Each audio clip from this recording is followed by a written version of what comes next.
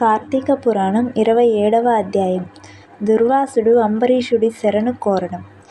శ్రీ మహావిష్ణువు దుర్వాసుడితో ఇంకా చెబుతున్నాడు. నువ్వు భోజనం చేయకపోవటం వల్ల అంబరీషుడు ఎంతో బాధపడుతున్నాడు.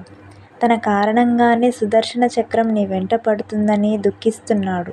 గోవులు బ్రాహ్మణులను రక్షించడం ఏ రాజుకైనా మొదటి కర్తవ్యం. అలాంటిది తన వల్ల ఓ బ్రాహ్మణుడికి ఆపద కలిగిందని అంబరీషుడు చింతిస్తున్నాడు. అంబరీషుడు తన కారణంగా బ్రాహ్మణుడివైన నీకు ఆపద కలిగినందుకు ఎంతో బాధపడుతున్నాడు. కాబట్టి నువ్వు వెంటనే అంబరీషుడి దగ్గరకు వెళ్ళు, నీకు శుభం జరుగుతుంది అంటూ విష్ణుమూర్తి దూర్వాసుడికి బోధ చేశాడు.